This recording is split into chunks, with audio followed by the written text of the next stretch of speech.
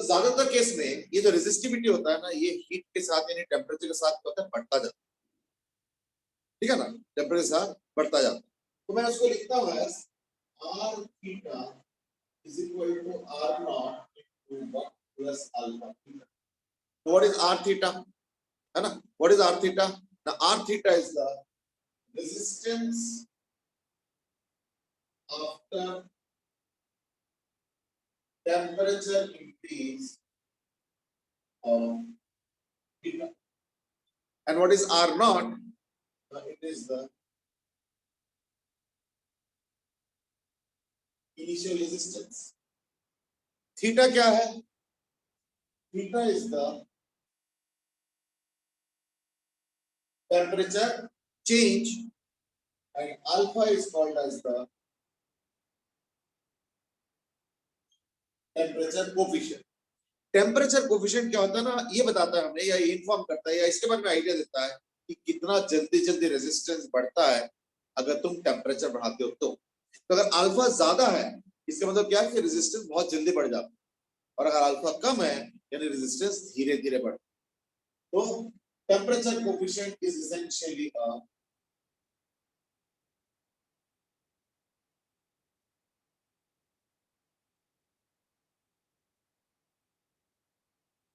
Material property.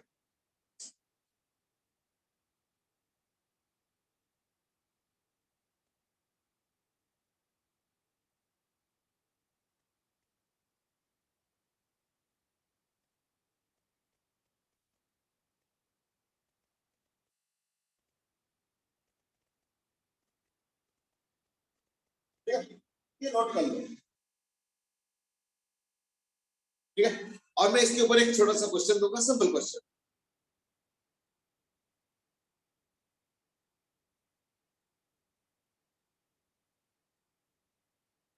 तो what is the question? The question is that let us से let us से let us से एक initial resistance है सपोज किसी का 40 ओम, और रूम टेम्परेचर जो है सपोज 20 डिग्री सेल्सियस।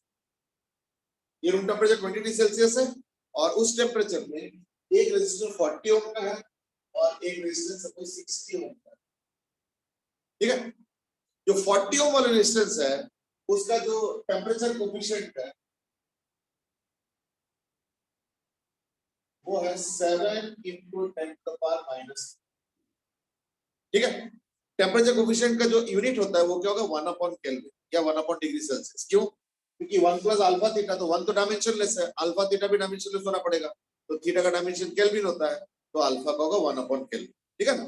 देखो 1 प्लस अल्फा थीटा, अब देखो 1 के साथ अल्फा थीटा ऐड कर रहे हो तो 1 तो डायमेंशनलेस होता है, तो अल्फा थीटा को भी डायमेंशनलेस होना पड़ेगा, इसलिए अच्छा थीटा तो टेम्परेचर है, इसलिए अल्फा का यूनिट क्या होगा?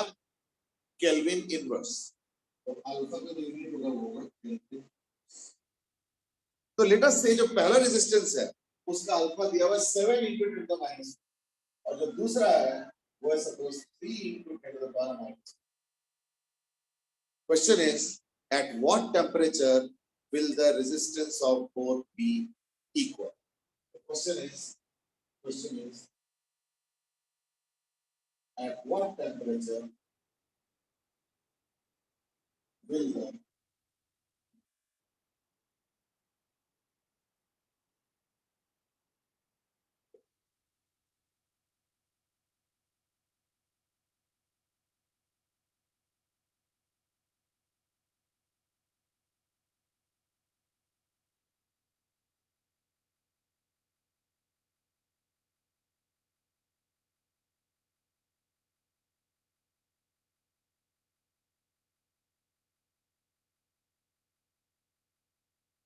at what temperature will the resistors have the same resistance?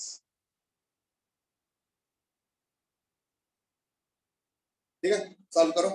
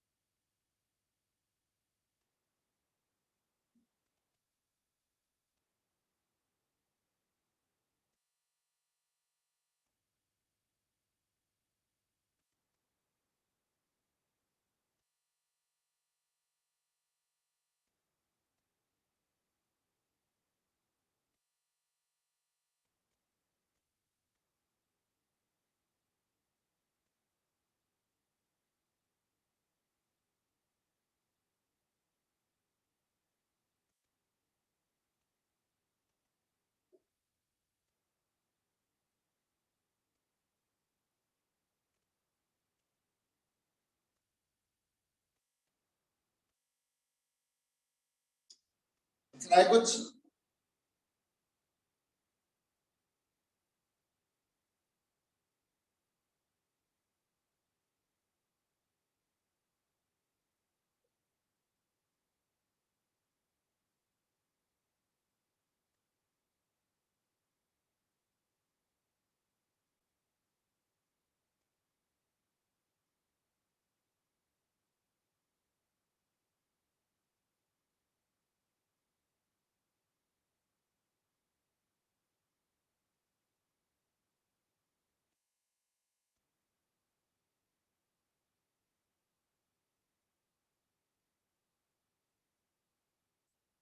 देखो एक्चुअली देखो इंटरेस्टिंग बात पता क्या है कि इसमें क्वेश्चन को तुम फॉलो करो।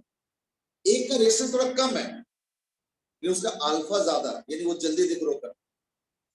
दूसरे का रेजिस्टेंस थोड़ा ज्यादा है, लेकिन वो धीरे धीरे ग्रो करता है। इसलिए क्या होगा, जैसे जैसे टेम्परेचर बढ़ा होगा तो पता क्या होगा, ये रेजिस्टेंस कम है 40 है, इसका 60 है, लेकिन ग्रो ऐसे करेगा। At some point they will become equal, और ये उस टेम्परेचर के बारे में आइडिया मांगता है। चलो ठीक है, तो याद रखना जो फॉर्मूला में थीटा है, that is not the temperature, that is the temperature change. एक आंसर आ चुका है, दैट इज 2293 डिग्री सेल्सियस। अभी देखो, तो यानी बेसिकली क्या हो गया, 40 into 1 plus 7 into 10 to the power minus 4 theta, ठीक है ना, is equal to 60 into 1 plus 3 into 10 to the power minus 4। चलो ये तो कैंसिल कर दो, यानी 4 plus 28 into 10 to the power minus 4 theta is equal to 6 plus 80 into 10 to the power minus 4 theta। इसमें दे ले और इसको दे लेंगे, यानी ये आ जाएगा 10 into 10 to the power minus 4 theta is equal to 6 minus 4 यानी 2, यानी theta is equal to 2000 degree Celsius. Sir ये केल्विन नहीं होगा? हाँ बेटा, सर 2000 केल्विन नहीं होना चाहिए? वो कोई बात नहीं, डजंट मैटर, क्योंकि interval of 2000 degree and interval of 2000 kelvin is the same. In fact interval of degree and kelvin is always the same. हाँ, टेम्परेचर सेम नहीं होता क्योंकि दोनों का स्टार्टिंग पॉइंट अलग है, लेकिन जितने देर में 1 डिग्री सेल्सियस टेम्परेचर बढ़ता या घटता है, उतने ही देर में 1 केल्विन भी बढ़ता या घटता है, तो वो चीज इक्विवेलेंट, तो हम उसकी बात करें। चलो, so therefore you have what, the theta तो 2000 डिग्री है।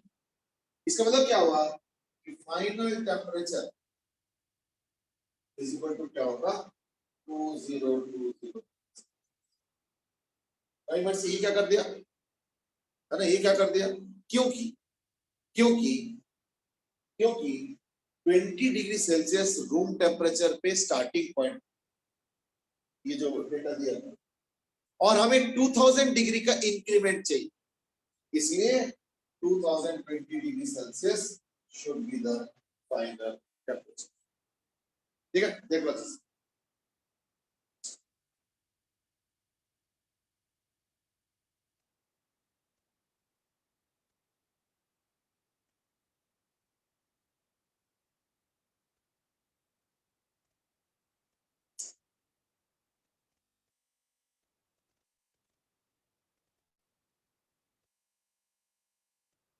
ठीक है,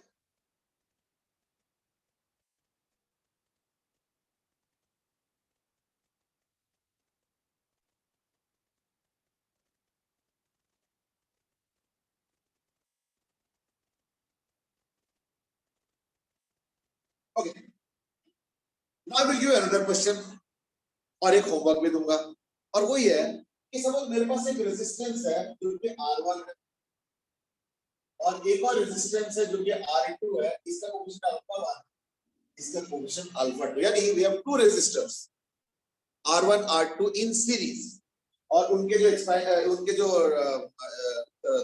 टेम्परेचर कोएफिशिएंट्स है वो है alpha 1 and alpha 2। What you have to find out is, find out alpha equivalent.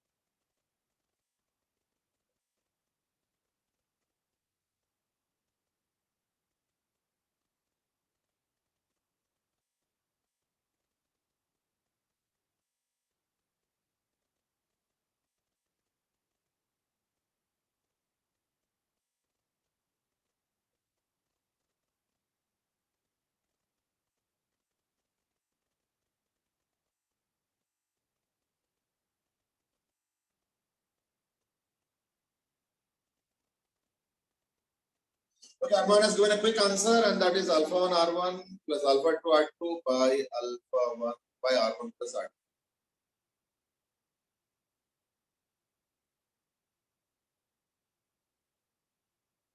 Okay चलो ठीक है।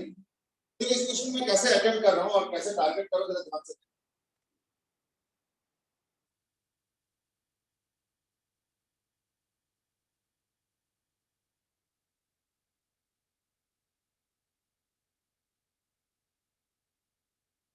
चलो तो जो इक्विवेलेंट रेजिस्टेंस है वो क्या होगा, है ना?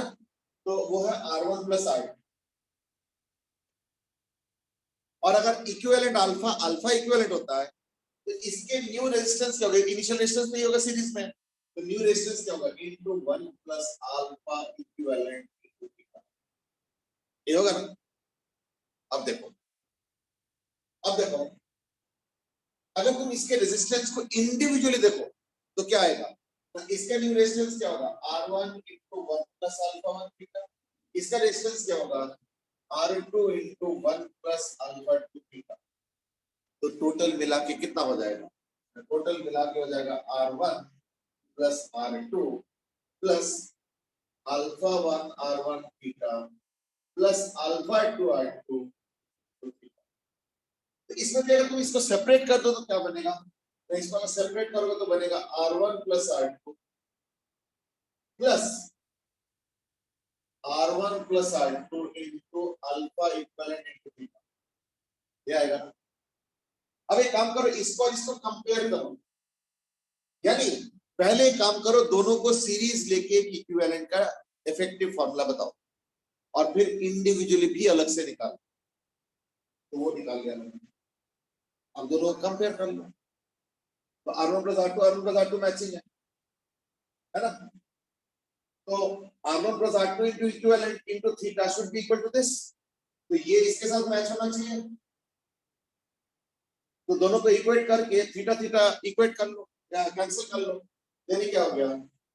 R1 plus R2 into alpha equivalent into theta should be equal to alpha 1 R1 plus alpha 2 sorry theta नहीं है, क्योंकि थीटा और थीटा तो कैंसिल हो गया। अब R1 प्लस R2 नीचे लेके आ गए, देयरफॉर अल्फा इक्विवेलेंट क्या हो गया? Alpha 1 R1 plus alpha 2 R2 by R1 plus R। देख लो कैसे, आई होप इट्स ओके ना?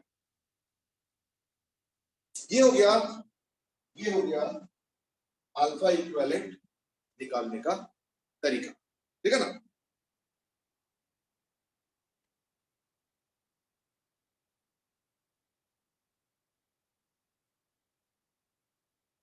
अब मैं एक होमवर्क दूंगा और होमवर्क है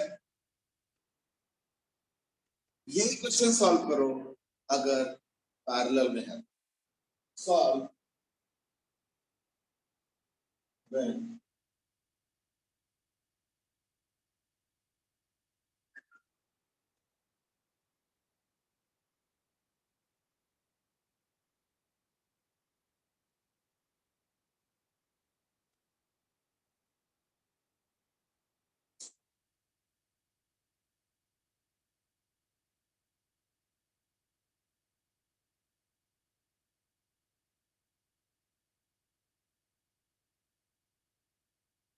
ठीक है ना? ये होमवर्क हो गया कि अगर R1 और R2 पैरेलल में होगा, इन दैट केस अल्फा इक्विवेलेंट फिर क्या? दैट इज द होमवर्क, ठीक है ना?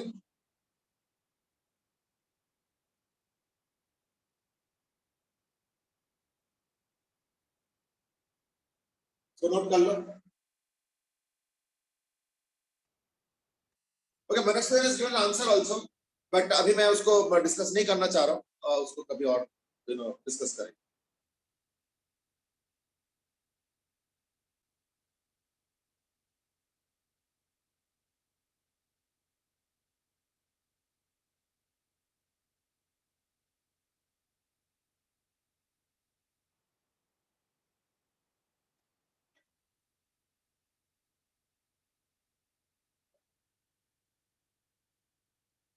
चलो लेट्स प्रोसीड नाउ। जो अगला डिस्कशन है वो है resistors in series and parallel. ठीक है, तो हमें पता है कि अगर रेजिस्टेंस सीरीज होता है इस तरीके से, और मान लो एक सेल अटैच कर दिया इस तरीके से, तो जो करंट होगा वो सब में सेम आएगा, यानी जो आई होगा ये वही करंट जाएगा। तो number one is that I is same, तो resistors in series I is same for all resistors. Number two, देखो जो वोल्टेज मैंने दिया है इस रेजिस्टेंस के अक्रॉस या इस रेजिस्टेंस के सेट के अक्रॉस वो डिवाइड हो जाएगा, यानी अगर बैटरी का वोल्टेज V है तो ये अगर R1 है इसका वोल्टेज होगा V1, ये अगर R2 है इसका वोल्टेज होगा V2, ये अगर R3 है इसका वोल्टेज होगा V3 एंड सो। ये हो गया इसका।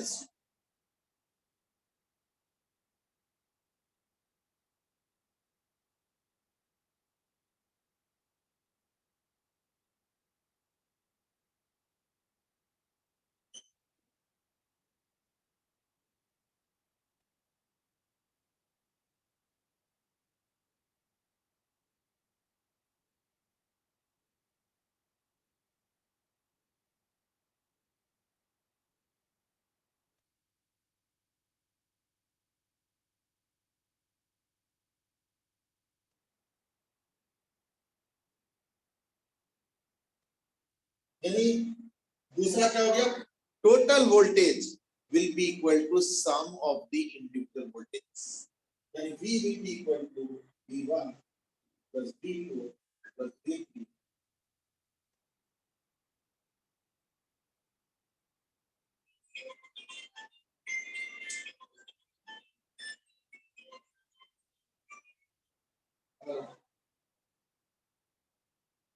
आ जाना क्लास में।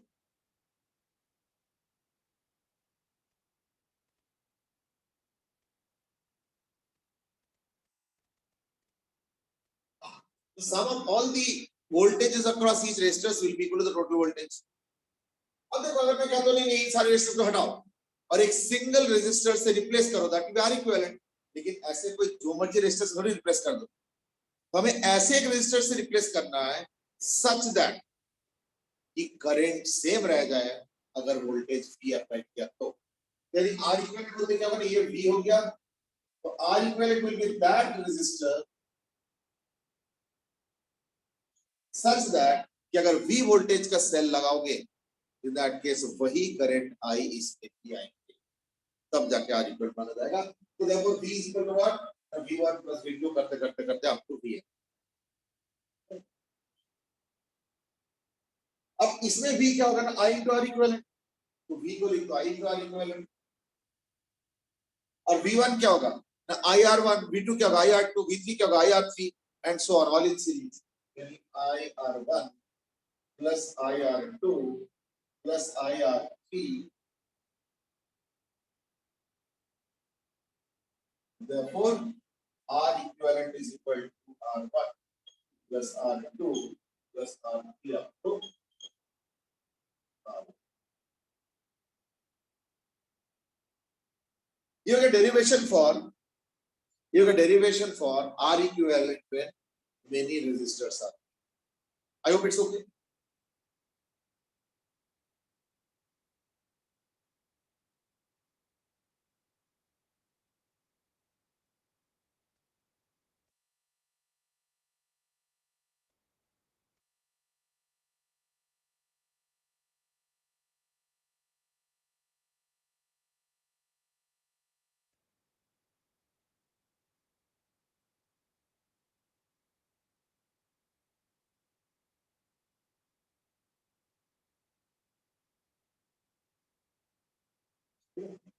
अब एक काम करो, सपोज मैं कहता हूं कि किसी एक पर्टिकुलर रेजिस्टर का वोल्टेज किसी दूसरे रेजिस्टर से बराबर ज्यादा है या कम है या बराबर है, तो क्या कंक्लूजन करोगे, यानी अगर VI ग्रेटर देन VJ होता है, यानी ith रेजिस्टर, जैसे मान लो सपोज मैं कहता हूं कि थर्ड रेजिस्टर का वोल्टेज सेवेंथ रेजिस्टर के वोल्टेज से ज्यादा है सपोज, तो क्या कंक्लूड करोगे, यानी क्योंकि करंट तो सब में सेम है इसका मतलब रेजिस्टेंस ज्यादा होगा, यानी RI ग्रेटर देन RJ होगा ना, ये क्या पहला कंक्लूजन, दैट इज अगर VI ग्रेटर देन VJ होगा तो RI ग्रेटर देन RJ, ठीक है ना। एक्चुअली ये किस चीज पे बेस्ड है ना, सबका करंट तो सेम है, तो ith का वोल्टेज क्या होगा I इंटू RI, और jth का वोल्टेज क्या होगा I इंटू RJ, तो रेशियो कर लेते हैं और उसी से ये कंक्लूजन कर सकते हैं। तो देखो I will write VI by VJ is equal to RI by RJ।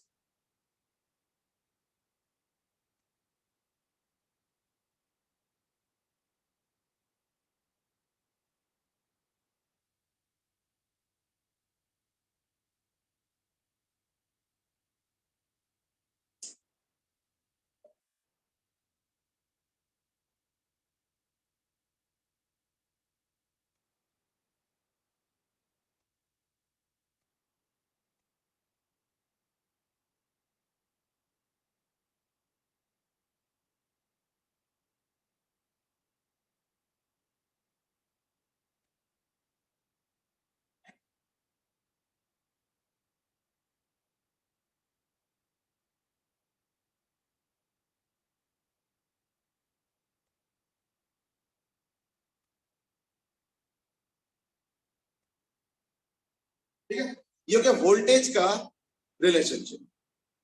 अब देखो अगर दो रेजिस्टर्स होता है तो याद है ना, कैपेसिटर के वाले में भी मैंने बताया था कि दो कैपेसिटर से सीरीज और पैरेलल के रिजल्ट्स याद रखना, ऐसे रेजिस्टर्स के लिए भी मैं सजेस्ट करूं क्या कि सपोज दो रेजिस्टर सीरीज में है, एक R1 और एक R2, और मैंने क्या किया दोनों के अक्रॉस V वोल्टेज अप्लाई किया। लेट्स सी, तो अगर दोनों के अक्रॉस V वोल्टेज अप्लाई करोगे तो इसके अक्रॉस कुछ V1 वोल्टेज होगा और इसके अक्रॉस कुछ V2 वोल्टेज होगा। तो R1 के अक्रॉस V1 वोल्टेज, R2 के अक्रॉस V2 वोल्टेज आ गया ना। अब एक काम करो, V1 V2 अगर निकालना है तो क्या करेंगे ना, देखो पहली बात तो इसके इक्विवेलेंट क्या होगा R1 प्लस R2, तो first thing is that R equivalent is equal to R1 plus R2, तो करंट कितना होगा, therefore I is equal to V by R1 plus R2, है ना, I is equal to what? V by R1 plus R2, therefore V1 is equal to I R1 is equal to R1 by R1 plus R2 into V, and V2 क्या होगा I R2, यानी R2 by R1 plus R2 into V।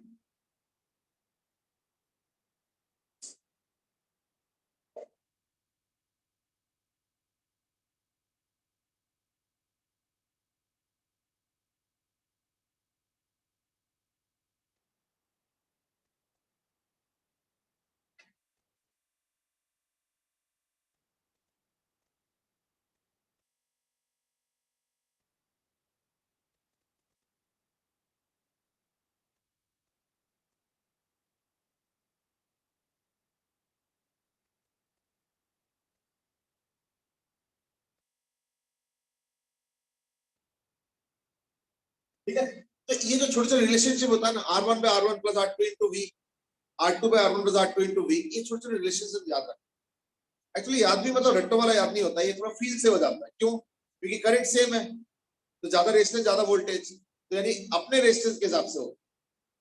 अगर ज्यादा resistance कम voltage होता तो यानी दूसरे के रेजिस्टेंस के रेशियो के हिसाब से होगा, तो वो चीज आता है। ठीक है ना, I think that is good enough. तो ये हो गया अगर V वोल्टेज अप्लाई कर रहे हो और अगर रेजिस्टर्स R1 R2 सीरीज में है, इन दैट केस वो वोल्टेज V1 और V2 में कैसे डिवाइड होगा उसका formula. That was about your resistors in series. अब हम देखते हैं रेजिस्टर्स इन पैरेलल। हम सर 1 मिनट सर नोट करना है।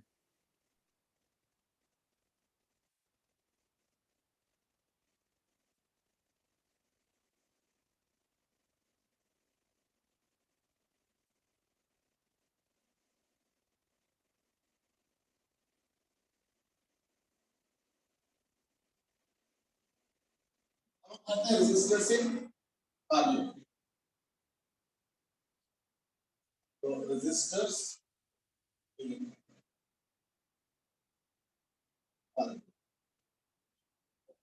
ये इस सब तो तुम लोग कर चुके हो, तो इसलिए मैं इसको फटाफट टेक थ्रू कर सकता हूँ।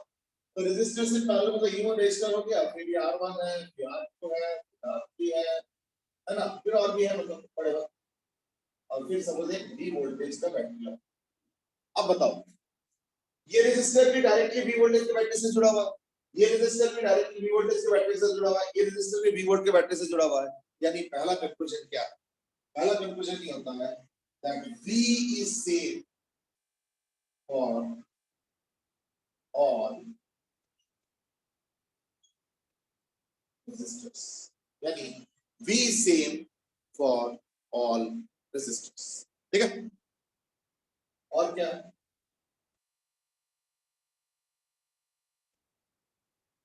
नंबर 2, अब ये जो करंट है वो डिवाइड हो जाएगा कैसे? यहां से अगर मान लो I करंट है, तो यहां से हो जाएगा I1, ये हो गया I2, ये हो गया I3, और फिर इस तरीके से हो जाएगा IN।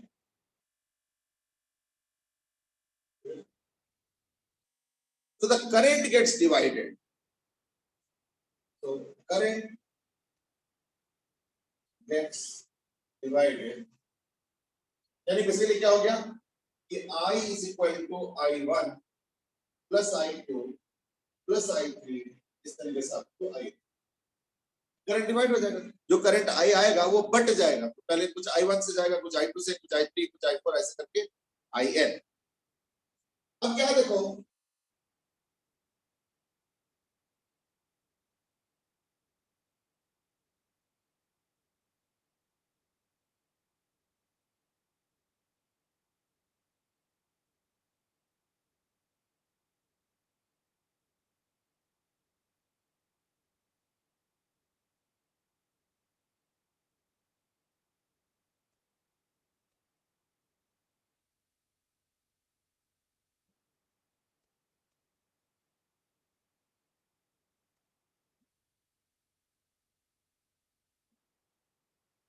ठीक है, देखो I is equal to I1 plus I2।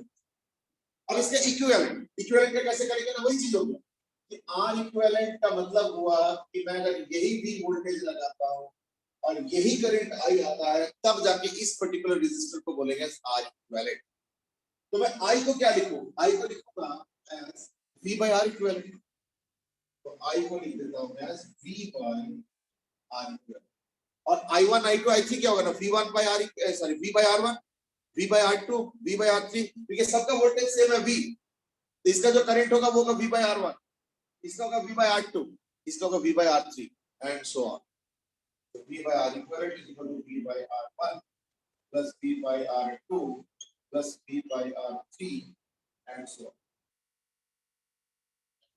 V cancel हो गया, so you have 1 by R equivalent is equal to 1 by R1 plus 1 by R2 plus up to 1 upon Rn।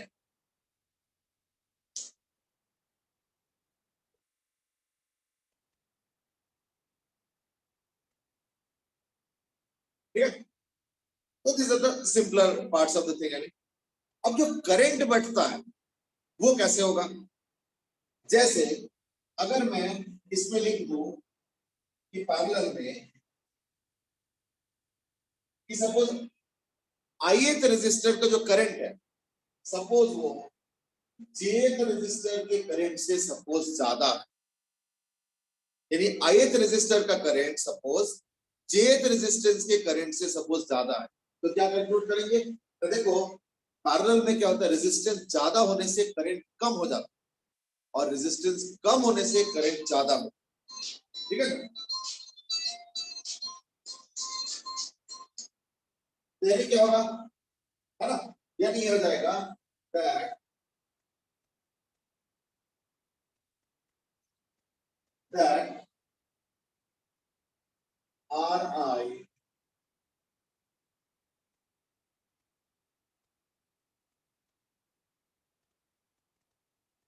Ri अगर ith रेजिस्टर का current अगर jth वाले से ज्यादा है, इससे मतलब क्या हो गया, ith वाले का रेजिस्टेंस jth वाले रेजिस्टेंस से कम, यानी यहाँ पे इनवर्स रेशियो प्ले करता है।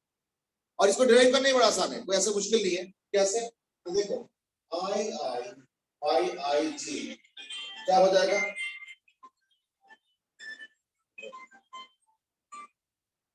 आई बाई आई जे क्या हो जाएगा ना, equal to V by R I upon V by R J. तो वी तो कैंसिल, तो क्या हो गया आर जे बाई आर आई।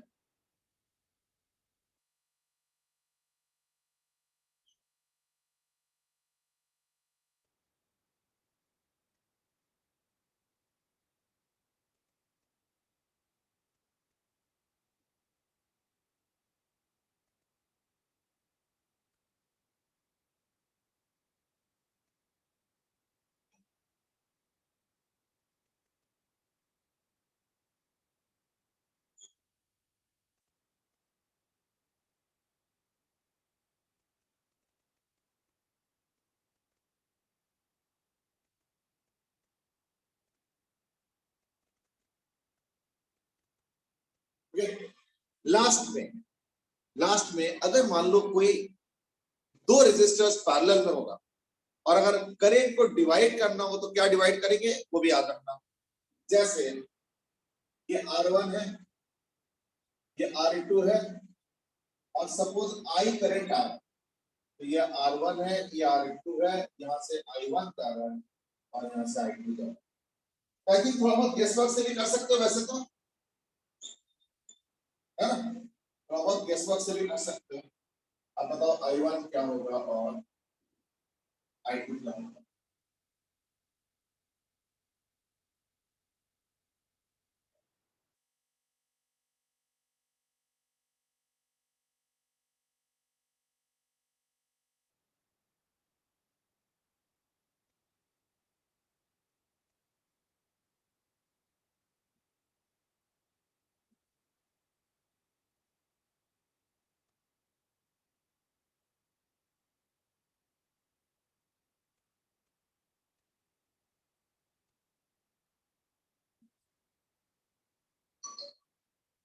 तो ड्राइव कर लो, ठीक है।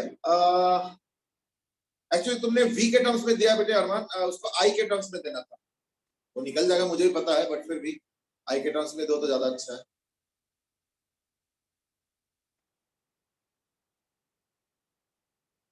देखो इसमें पता क्या होगा कि इस बार ऑपोजिट रेशियो, क्योंकि ज्यादा रेजिस्टेंस होने से कम करंट पैरेलल में और कम रेजिस्टेंस होने से ज्यादा करंट, तो देखो इस बार ऑपोजिट में हो।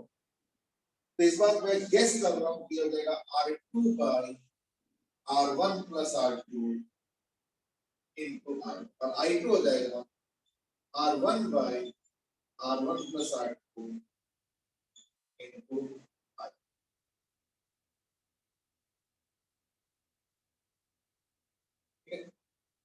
अब बताओ मुझे एक चीज, कि I1 और I2 को तो चलो रिलेशनशिप से हमने कंप्लीट करके निकाल लिया,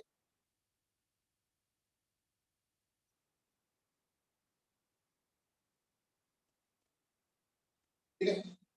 अब जरा देखो इसको लाया कहां से, है ना, तो कोई ज्यादा टफ टास्क नहीं है।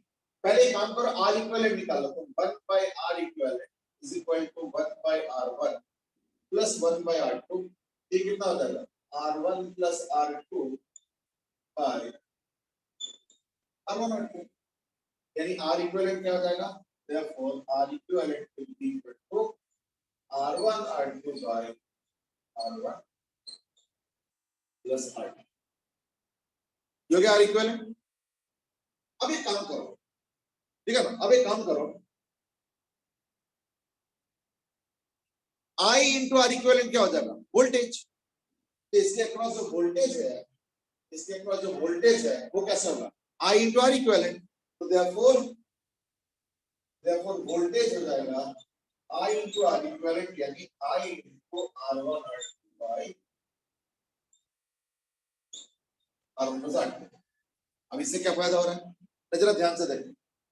अब अगर तुमको I1 निकालना है तो क्या करोगे, V बाय R1, तो R1 डिवाइड हो जाएगा, तो क्या बचा I2 बचा R2 by R1 plus R2 into I। और अगर तुमको I2 चाहिए तो क्या होगा ना, V by R2, तो V तो ये है, तो R2 से डिवाइड करो तो क्या R2 कैंसिल हो गया, तो बचा R1, यानी R1 by R1 plus R2 into I।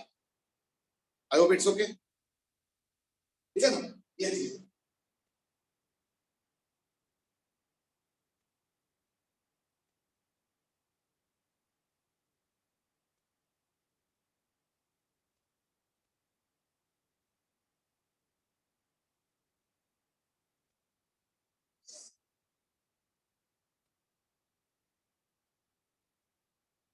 तो बेसिकली मैं ये तो कहूंगा कि दैट सीरीज पैरेलल को तुम लोग कर चुके 10th में, तो I don't think it's a very difficult thing, but yes जब स्पेशल केस जो मैंने बताया लास्ट में, लास्ट वाला सीरीज का भी और लास्ट वाला पैरेलल का भी, ये दोनों इंपॉर्टेंट है, इसको जरूर याद रखने का जो है कोशिश करना, ठीक है ना। तो ये जो है I1 और I2 निकल गया, और सीरीज में देखा होगा R1 by R1 plus R2 into V, और R2 by R1 plus R2 into V, voltage divide हुआ था, इस बार करंट डिवाइड हो रहा है, I1 हो गया R2 by R1 plus R2 into I, और I2 हो गया R1 by R1 plus R2 into I। देखा होगा कि इस तरीके से एक्सप्रेशन जो है कई जगह आया है पहले भी, और जहां जहां सीरीज पैरेलल आता है और वहां पे देखना इस तरीके से एक्सप्रेशन जो है बनता है, और इनको एग्जैक्टली रट्टो वाला याद तो नहीं, बट यस कंसेप्चुअल वाला याद अगर करोगे इन दैट केस कई जगह पे देखना समय बच जाए, ठीक है ना। चलो let's proceed now.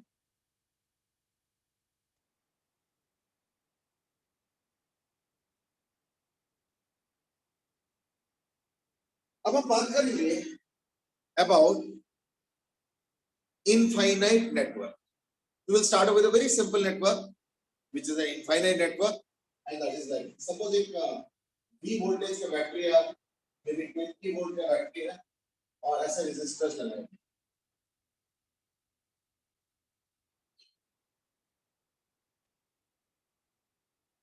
Resistors are all in GP. याद है मैंने जीपी का ट्रेनिंग दिया था या फॉर्मूला वगैरह बताया था, I hope you remember that. तो ये हो गया सपोज 12 ओम, ये सपोज 12, सपोज 8 ओम,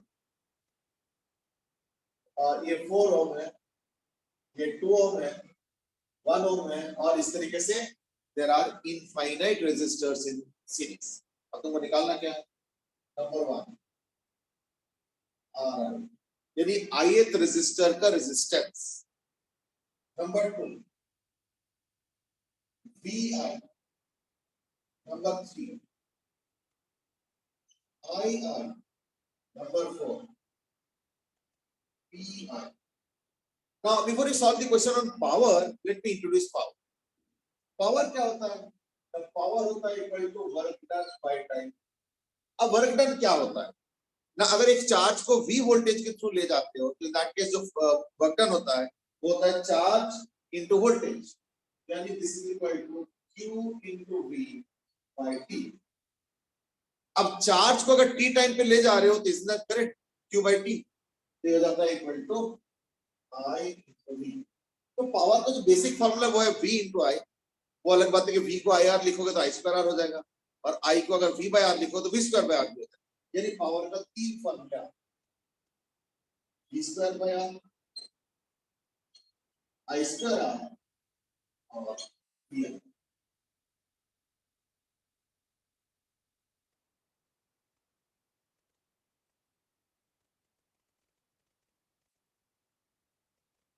ठीक है, so P is equal to V square by R, I square R और VI। I hope that's okay। ठीक है,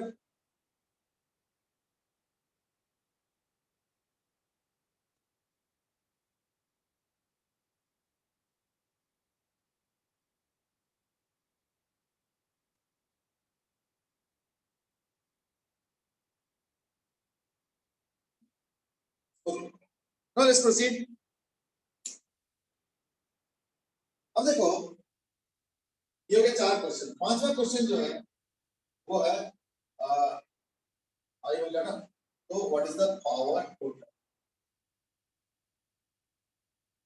तो total power and also R equivalent, उसको भी निकालना है, आर इक्विवेलेंट और 6 दिस टोटल पावर। ये 6 क्वेश्चन है, आसान क्वेश्चन है क्योंकि ये सिंपल लॉजिक से काम करेगा और कोई ज्यादा कॉम्प्लिकेटेड नहीं है।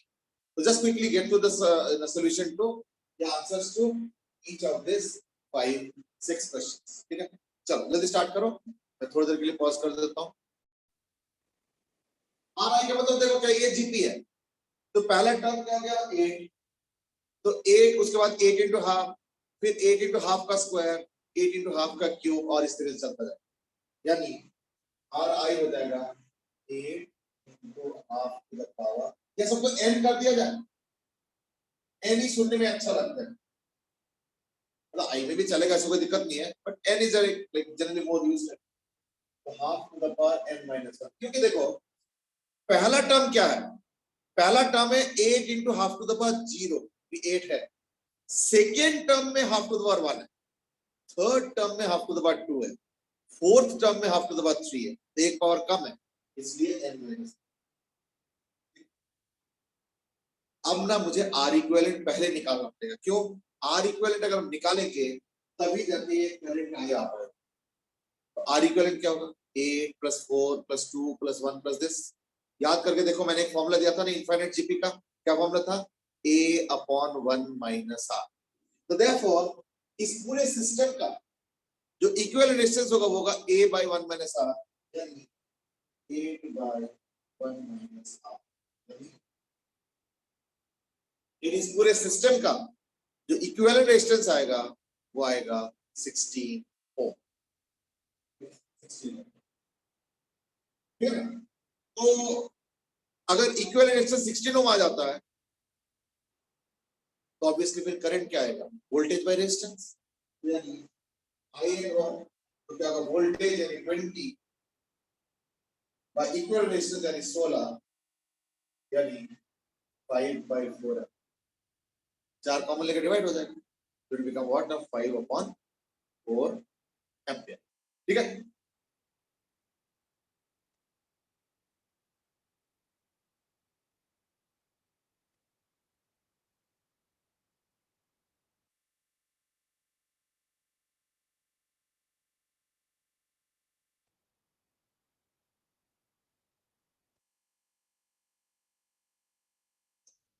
अब देखो ये तो हो गया करंट, है ना, voltage on the nth resistor क्या होगा ना, nth रेजिस्टर तो ये है, तो वोल्टेज क्या होता है, आई इंटू आर, तो आई तो आ चुका है 5/4 और ये आर है, यानी 5/4 into 8 into half to the power, इसमें थोड़ा बहुत कैंसिल हो जाएगा, that will become 10 into half to the power n minus 1। ठीक है ना, अब जब nth वाले का पावर, तो उसके लिए क्या है, उसका वोल्टेज इंटू उसका करंट मल्टीप्लाई कर लो, ये भी एक तरीका है ना, तो वोल्टेज तो निकल चुका है, ये 10 इंटू दिस, और करंट क्या आ चुका है 5/4, ये भी एक तरीका हो सकता है, तो और नहीं तो एक और तरीका भी है, आई स्क्वायर इंटू आर एन, इसको स्क्वायर करो, इसको मल्टीप्लाई करो, डिफरेंट वेज आते हैं, इट्स अप टू यू, तो मैं वी आई यूज कर, तो वी तो ये हो गया 10 into half to the power n minus 1, ये हो गया वी एम, और आई हो गया इंटू 5/4, इससे 2 हो गया, इससे 5 हो गया, यानी ये हो जाएगा 25/2। अच्छा एक काम और करें, ये जो हाफ है इसको half to the power n minus 1 से इंक्लूड कर लो, तो ये half to the power n हो जाए, यानी इसको ये जो 2 है इस 2 को भी मैं इसके अंदर डाल देता हूँ, तो इससे कैलकुलेशन और आसान होता है, यानी equal to 25 into half to the power n।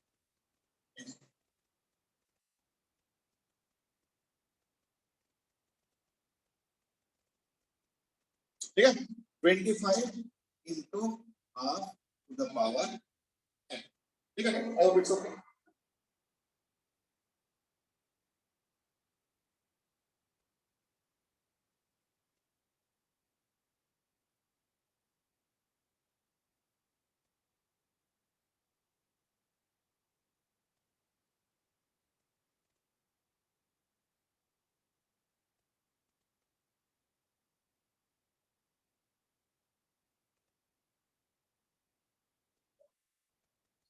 अब आ जाओ टोटल पावर। टोटल पावर के लिए बेस्ट पता क्या है, बैटरी का वोल्टेज इनटू बैटरी का करंट, यही पावर सब में बढ़ जाएगा। तो बैटरी का वोल्टेज क्या है 20 और बैटरी का करंट I है, तो I क्या है 5/4 है ना। तो देयरफॉर बेस्ट तरीका होता है 20 into 5 यानी इक्वल टू 25 वाट। ये पावर है तो वाट कर दो यूनिट, रेजिस्टेंस को ओम कर दो, वोल्टेज है तो पी कर दो, करंट एम्पीयर होते हैं, इसके बाद इक्विवेलेंट अभी पावर सब बात। ठीक है, अब भी कई सारे क्वेश्चंस है तो मैं सजेस्ट नहीं करूंगा तुम लोग अपने आप टैली कराते जाओ और देखते जाओ कौन से करेक्ट और गलत है और जो मैंने तरीका अपनाया उसके हिसाब से क्या बताऊं। ठीक है, चलो कुछ कुछ आंसर आ रहे हैं वैसे तो मैं देख रहा हूं कि ठीक है, ध्रुव ने भी दिया है 5/4 4 ये बेटे आर एन वाला समझ में नहीं आया Dhruv, 2 to the power 4 minus n है, वो चेक कर लेना क्या लिख रहे हो, पावर ऑफ एन। सर वो उसको सिंपलीफाई करके लिखा था मैंने। अच्छा सिंपलीफाई करके लिखना, चलो ठीक ठीक है। इसके पहले अरमान ने भी दिए हैं कुछ कुछ answers 2 to the power 4 minus I and all. चलो ठीक है, I think it's not a very tough question है, so let's not continue, है ना।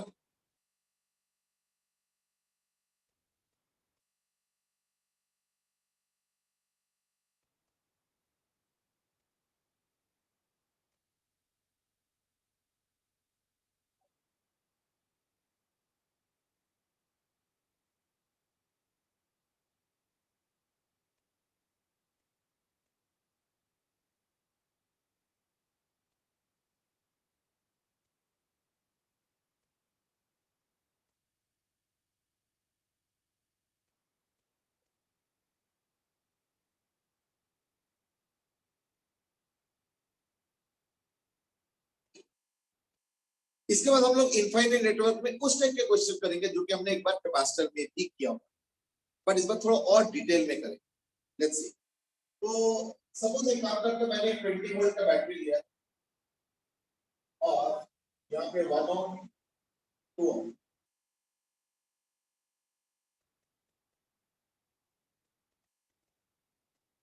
ये भी 1 ओम और 1 ohm 2 ohm 1 ohm 2 ohm and up to infinity. ठीक है, अब इसमें 2-3 क्वेश्चंस पूछना। First question, of course first question is R equivalent, वो तो आई थिंक तुम एक्सपेक्ट कर ही रहे होंगे। लेकिन इसके बाद मुझे ना इसका करंट डिस्ट्रीब्यूशन निकालना।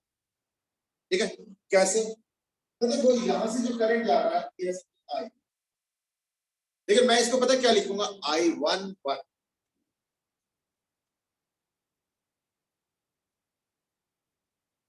नहीं मैं सही क्या मतलब है, या 1,1 यानी I यानी current of the 1 ohm resistor का फर्स्ट वन, इसको लिखूंगा एज I1 का 2 यानी 1 ओम वाला 1 ओम का सेकंड वाला रेजिस्टर, इसका जो करंट है इसको लिखूंगा एज I13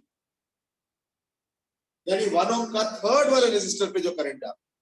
सिमिलरली मैं इस करंट को लिखने वाला हूं एज I21 यानी 2 ओम का फर्स्ट वाला रेजिस्टर का करंट, ये हो गया I2,2 यानी 2 ओम का सेकंड वाला रेजिस्टर, और इसका हो गया I2,3 और ये हो गया I2,4 एंड सो ऑन, है ना।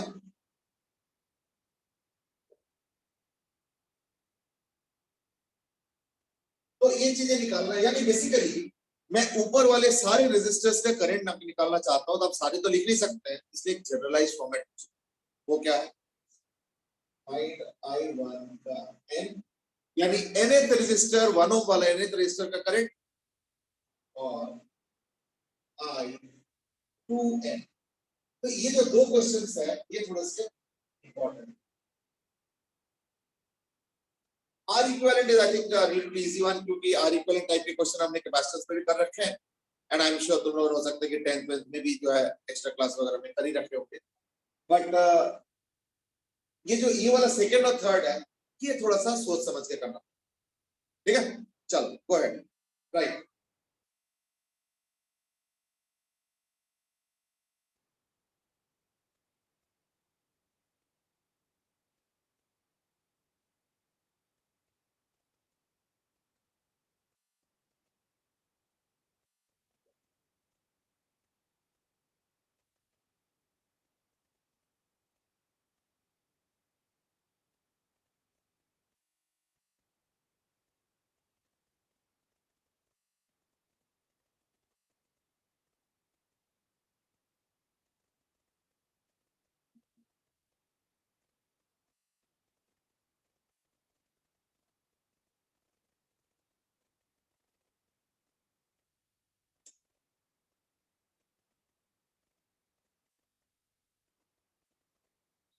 चलो ठीक है Armaan and Manasvi both have given the answer as 2 ohm I mean equivalent resistance का ये तो मैं एक्सपेक्ट कर रहा था थोड़ा सा जल्दी but what about the other questions I mean other two questions try करो let's see what is the result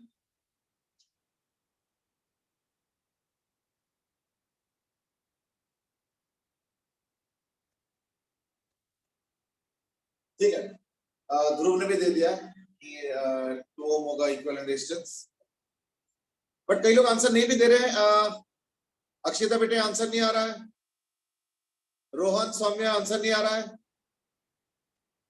अक्षत तुम्हारे भी आंसर नहीं आ रहा है आंसर दे दिया करो बेटे अब अक्षत ने दिया है बोलने के बाद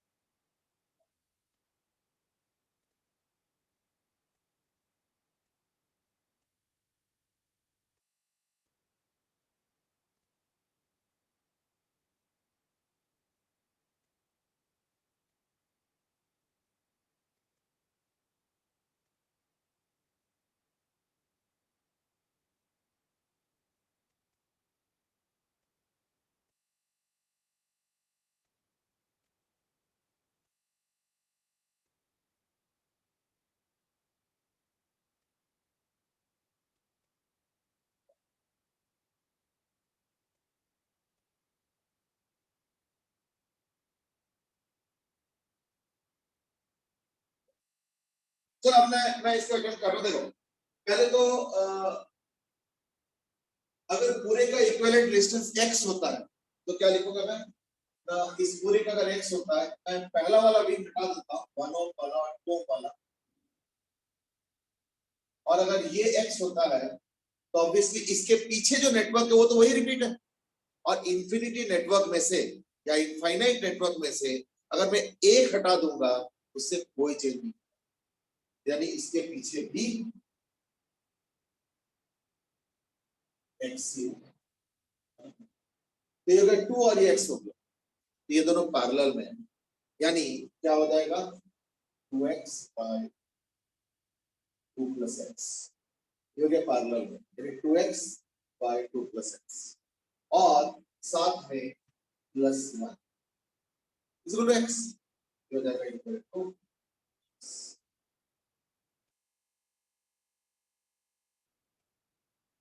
ठीक है ना तो इसका मतलब क्या है ये हमें 2x this thing 2x plus 2 plus x by 2 plus x is equal to x यानी x square plus 2x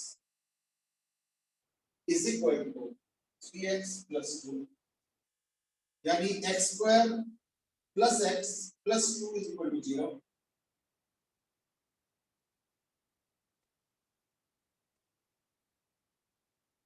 नहीं, minus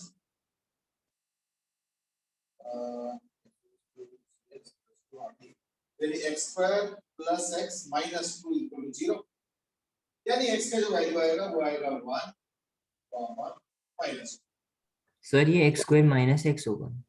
2 comma sir x square minus x होगा। माइनस, यानी इसका आंसर आ जाएगा 2 कॉमा माइनस 1। देन या तो 2 ओम होगा या तो माइनस 1 होगा, तो चलो रेजिस्टेंस तो नेगेटिव होता नहीं है, इसलिए उसको एलिमिनेट कर दो, देन ये क्या रह गया 2 ohm. I think that's okay.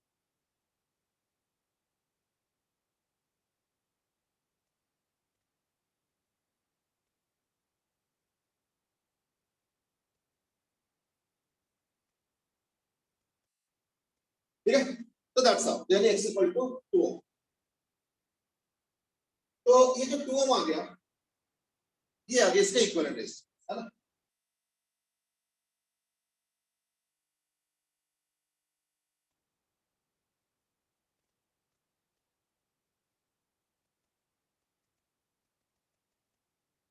अब पता क्या है, अब आता है करंट। तो क्योंकि इक्विवेलेंट रेजिस्टेंस 2 ओम है, तो जो मेन करंट आ गया वो तो आ गया 10 एम्पीयर। अब देखो यहां से 10 एम्पीयर जा रहा है जा रहा है जा रहा है जा रहा है जा रहा है जा रहा है यहां तक, और उसके बाद एक 2 ओम रेजिस्टेंस है और एक पीछे का रेजिस्टेंस। बट पता है क्या है कि इस पीछे के रेजिस्टेंस भी तो 2 ओम ही होगा। क्यों? क्योंकि अगर तुम एक नेटवर्क हटाते हो तो जो बचता है वो भी तो एक इनफाइनाइट नेटवर्क है, और उसी इनफाइनाइट नेटवर्क का जो रेजिस्टेंस एक्स दिया था मैंने, और एक्स का वैल्यू सॉल्व करके 2 ओम आया। तो देयरफॉर ये जो 10 एम्पीयर करंट यहां तक जा रहा है, उसके बाद उस करंट के पास दो रास्ते अवेलेबल, एक ये वाला 2 ओम और एक पीछे का इनफाइनाइट नेटवर्क। लेकिन पीछे का इनफाइनाइट नेटवर्क भी तो 2 ओम ही है या नहीं? तो देयरफॉर क्या हो गया उसके पास रास्ता ना, 10 ओम वाले के रास्ता क्या होगा ना, एक नीचे की तरफ 2 ओम और एक पीछे मिला के 2 ओम। तो चलो बात बराबर है, यानी इक्वल पैरेलल आ गया, यानी करंट क्या होगा आधा हो जाएगा। इसलिए यहाँ पे क्या हो जाएगा 5 एम्पीयर, और यहाँ पे भी क्या होगा 5 एम्पीयर करंट। यानी 10 एम्पीयर आया, नीचे वाला रेजिस्टेंस 2 ओम है और इसके पीछे का जो इक्विवेलेंट है वो भी 2 ओम है, यानी इफेक्टिवली क्या होगा दो पैरेलल में आ गया 2 ओम ईच इफेक्टिव। तो दो पैरेलल में अगर इक्वल होता तो करंट इक्वल इक्वल बटेगा, इसलिए 5 हो गया वो 5। जब ये 5 5 है यहाँ पे, फिर ये 2 ओम है और फिर पीछे का भी तो 2 ओम ही है, यानी क्या होगा ये हो जाएगा 2.5, ये भी होगा 2.5। आई थिंक अब तो स्कीम पता चल गया कि पहले वाले में आएगा 10, फिर 5 5, फिर 2.5 2.5, फिर 1.25 1.25, और इसी तरीके से चलता जाएगा। तो इसलिए I1N क्या हो जाएगा ना, हो जाएगा 10 into half to the power n। पहला टर्म 10 एम्पीयर आ गया और उसके बाद आधा आधा आधा आधा होता जाएगा। लेकिन I2 ओम वाले में क्या होगा कि पहला वाला 5 है, I2 ओम वाले सीक्वेंस अगर देखते हो तो पहले वाले में 5 है, फिर 2.5 है, फिर उसका आधा, फिर उसका आधा, फिर उसका आधा, एंड सो ऑन। इसलिए इसका हो जाएगा 5 into half to the power n minus। ये जो मैंने करंट का डिस्ट्रीब्यूशन बनाया, इसको जरा तसल्ली से देखो, अच्छे से देखो, और फिर हम उससे कंक्लूड करें। ठीक है, तो देख लो।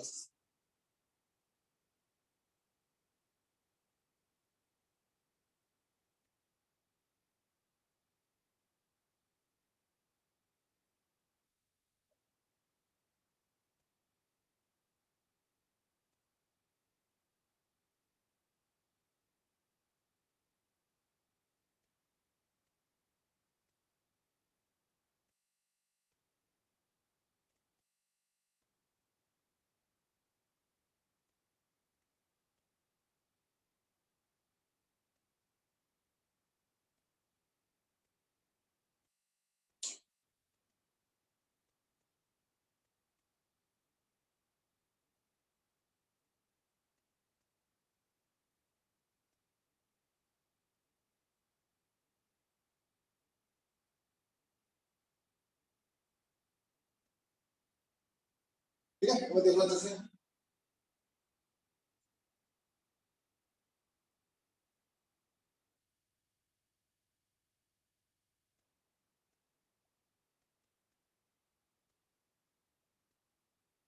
लेकिन अब ये मैं क्वेश्चन ना दोबारा देना चाहता हूँ और उसके पीछे रीजन है। यहाँ पे ये क्वेश्चन ना थोड़ा सा रिलेटिवली इजी, पता है क्यों हो गया? कि आधा आधा आधा आधा बढ़ जाएगा हर टाइम, जो भी करंट आता है आधा आधा आधा आधा आधा आधा होता जाता है, इसलिए क्वेश्चन थोड़ा इजी हो गया। अब मैं क्वेश्चन को थोड़ा सा चेंज करूंगा, आप देखना काफी रूट अंडर आए और अब उतना आसान नहीं रह जाएगा, बट क्वेश्चन आसानी है, बट उसका distribution banana will be slightly tough. चलो इस क्वेश्चन को दोबारा करो, और मैं फिर से वही दे रहा हूं, फिर से तुमको करंट का डिस्ट्रीब्यूशन बनाना है और फिर से तुमको करंट का डिस्ट्रीब्यूशन बनाना है, और इस बार रेजिस्टेंस थोड़ा सा अलग है, इस बार ये है 2 ओम 1, फिर 2 ओम, फिर 1, फिर 2 ओम, फिर 1।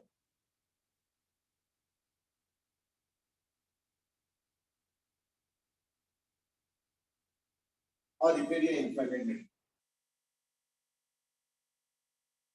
अब मान लो ये है 20।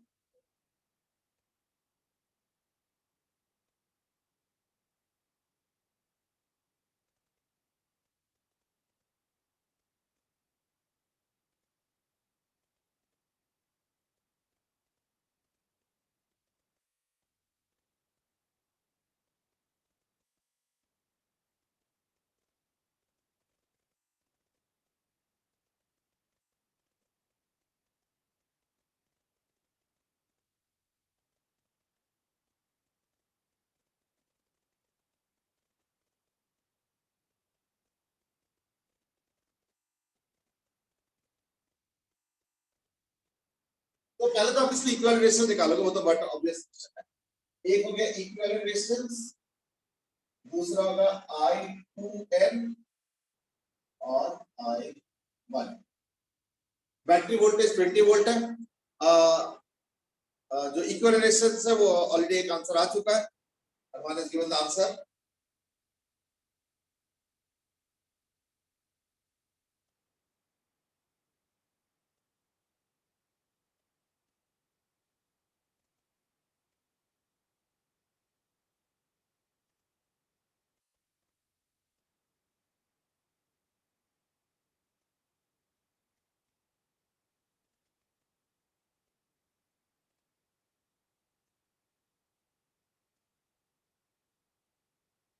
तो let's start with the equivalent resistance, I think that's the easier part. तो इक्विवेलेंट रेजिस्टेंस क्या होगा, तो देखो अगर इसको x मानते हो, यानी पूरे का इक्विवेलेंट x मानते हो, तो पहले लिंक को अगर मैं हटा देता हूं तो इसके पीछे का भी x ही होगा।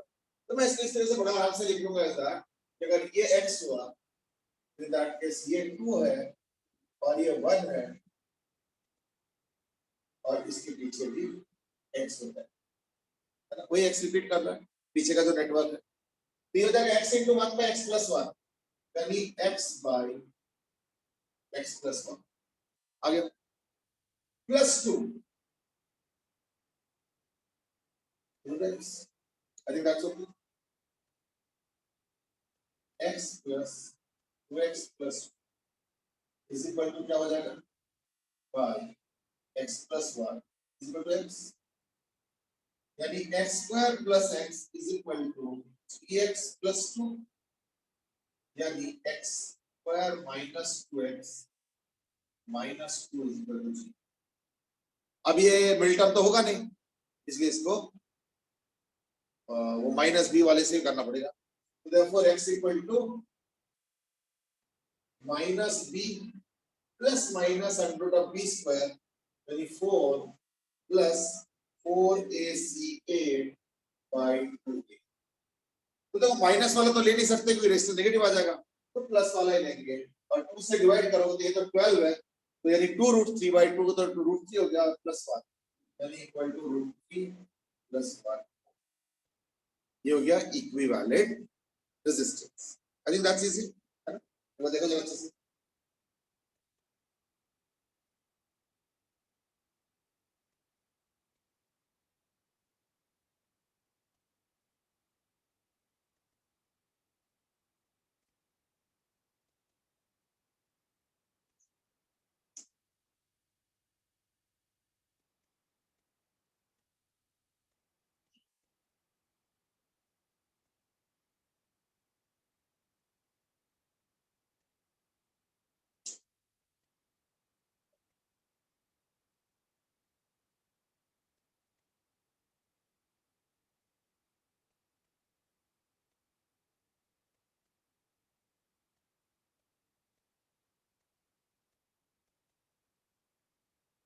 तो देखो करंट कितना आ जाएगा ना 20 बाई रूट 3 प्लस 1 ये आ जाएगा 20 बाई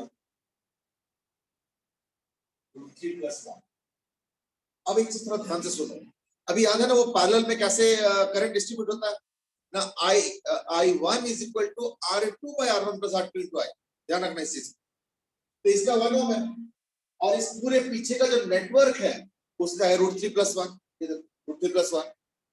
तो इस पे करंट क्या जाएगा ना, इस पे जाएगा root 3 plus 1 upon R1 plus R2 यानी रूट 3 प्लस 2। क्यों? कि पीछे का रूट 3 प्लस 1 है और इसका 1, यानी इसका हो जाएगा I that is 20 by root 3 plus 1 into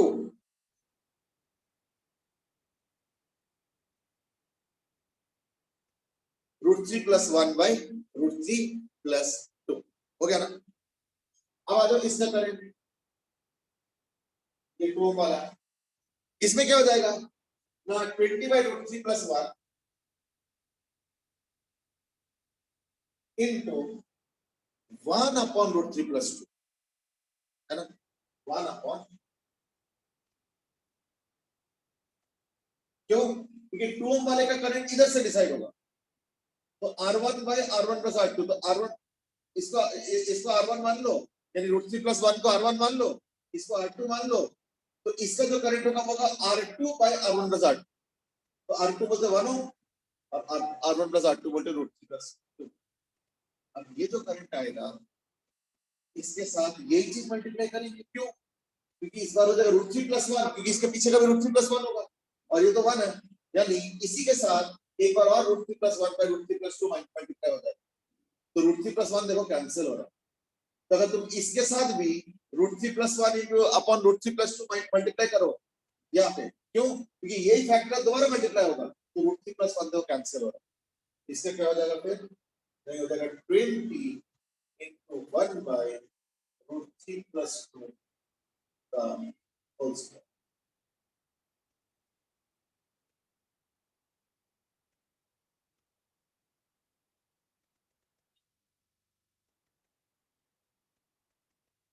अब इसके साथ क्या हो गया ना, इसके साथ होगा इनटू ये वाला जो करंट है इनटू क्या करोगे ना, ये वाला जो करंट है इनटू 1 अपॉन रूट 3 प्लस 2, तो ये क्या हो जाएगा फिर, है ना?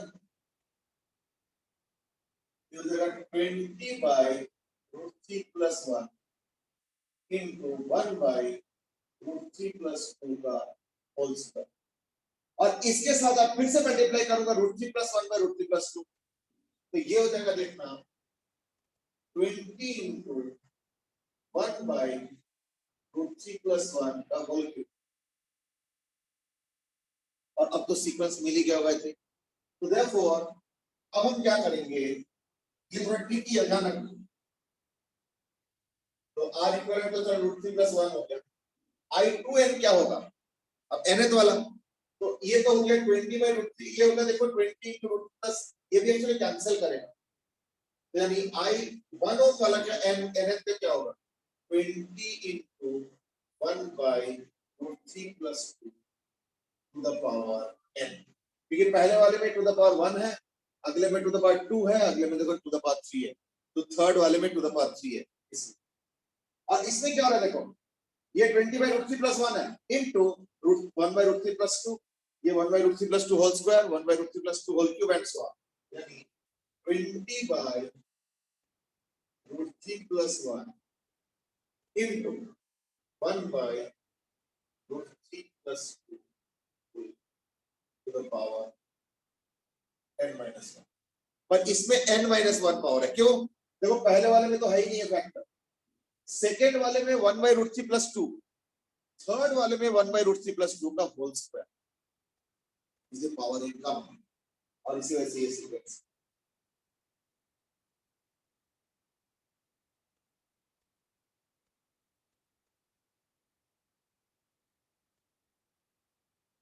ठीक है, अब अच्छे से एक बार इस सीक्वेंस को पूरा देख लो।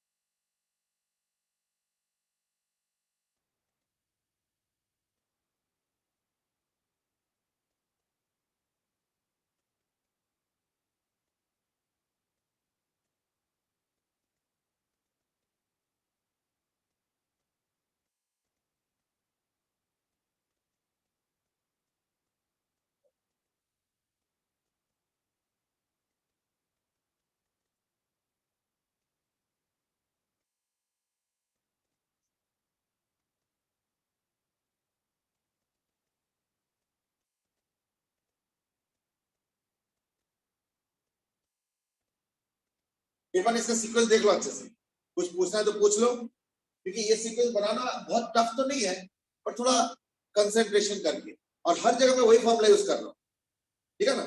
कैसे, जब यहाँ पे कोई सा भी स्टेज पे करंट आता है तो 1 वाले में क्या आएगा, है ना, 1 वाले में क्या आएगा, तो इसके पीछे का यानी √3+1 अपॉन होल यानी √3+2 हमेशा याद, ठीक है। इससे क्या होता है, ये √3+1 कैंसिल कर जाता है और एक √3+2 का पावर और ऐड होता है।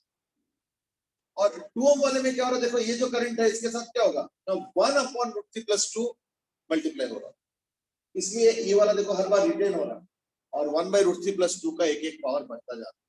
मैंने फॉर्मूला वही यूज किया, R1/R1+R2 इंटू आई होता है R2 का करंट, और R1 का करंट होता है, सॉरी R2 का करंट होता है, चलो मैं दोबारा बताऊं, R1 का करंट होता है R2/R1+R2 इंटू आई, और R2 का करंट होता है R1/R1+R2 इंटू आई। बस मैंने वही फॉर्मूला से अप्लाई किया, बस ये ध्यान रखते हुए कि यहाँ पे जब करंट आता है तो ये 1 ओम हो गया, और इसके पीछे इसको √3+1 है, इनफाइनाइट नेटवर्क में से 2 4 10 20 निकाल भी दोगे तो √3+1 ही रहेगा इसमें, ठीक है ना। शुड बी n+1 n+1 नहीं बेटे, देखो थर्ड वाले में पावर 2 आ रहा, सेकेंड वाले में पावर 1 आ रहा, अगर यहाँ पे जाकर देखना टू द पावर 3 आएगा, तो ध्यान रखना। सर आप मेरे को कह रहे थे? हाँ बेटे, सर आपने अभी मेरे को क्या, मेरे को आवाज नहीं आई। नहीं समझ में नहीं आया क्या बोल रहे हो। सर मेरे आंसर पे आपने कुछ कहा क्या, अभी मेरे को कट रही थी आवाज। नहीं मनस्वी ने कुछ पावर n-2 n+1 बता रही थी, तो सजेस्ट कर रही थी शायद, तो मैंने बोला कि नहीं n+1 नहीं होगा, n-1 ठीक है ना, ये चीज। और तुमने शायद तुमको तो रैशनलाइज कर दिया, तो ठीक है चलता है, हाँ सर। वो तो ठीक है, वो तो कोई दिक्कत नहीं। अच्छा इसी सीक्वेंस में एक लास्ट क्वेश्चन देना,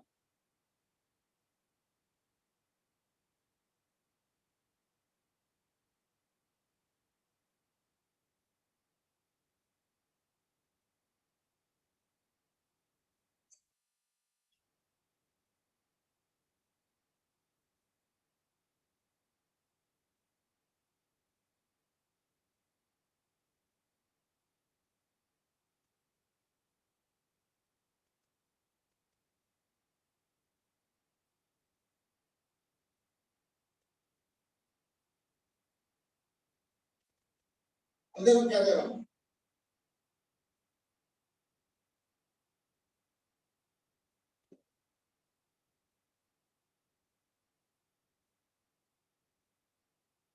ये जीपी में 1 1 के बाद 3 3 के बाद 9 9 के बाद 27 27 देखो, और यहाँ पे 2 ओम, उसके बाद 6, फिर 18, फिर 54 है, फिर 162 है, and the sequence goes on, ठीक है ना। तो क्या क्या हो गया, 1 और 2, फिर 3 और 6, 9 और 18, 27 54 81 162 और पूरा सीक्वेंस है।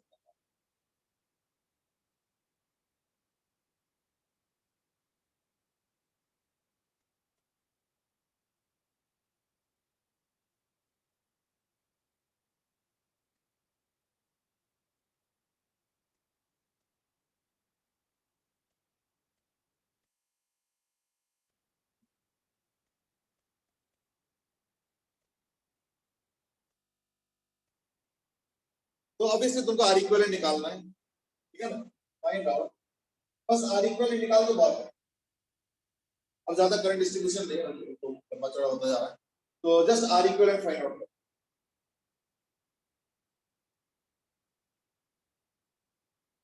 ठीक है। या एक काम कर, इसमें थोड़ा सा टाइम लगेगा, तो एक काम कर, इसको ना ऐसे होमवर्क रख लो, और इसमें ना आर इक्विवेलेंट भी निकालो और करंट डिस्ट्रीब्यूशन भी निकाला, तो फुर्सत में टाइम है, तो आर इक्विवेलेंट और यहाँ पे एक बैटरी जोड़ देता हूँ,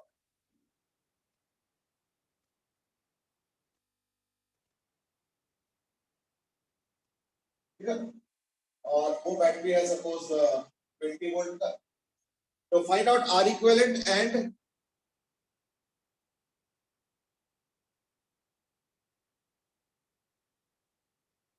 अब देखो यहाँ पे थोड़ा नोटेशन का प्रॉब्लम है क्या, कि एक्चुअली ये 1 ओम है नहीं सारा, बट मैंने लिखा है 1 ओम NN, तो इसका मतलब 1 ओम वाला जो लाइन है उसके nth रजिस्टर, और 2 ओम वाले जो ब्रांचेस है उसके nth वाले। मुझे पता है एक 2 है तो अगला 2 नहीं है, अगला कुछ और है, अगला तो कुछ और भी है, इसलिए 2 2 2 रिपीट तो है नहीं, बट फिर भी नोटेशन वही यूज कर रहा हूँ। I 1 ओम nth का फॉर्मूला और I 2 ओम nth वाले का कितना करंट होगा, that's what you to find. ठीक है ना, चल तो that is your homework coming for the day, और इससे with that we will come to an end to the discussion for the day.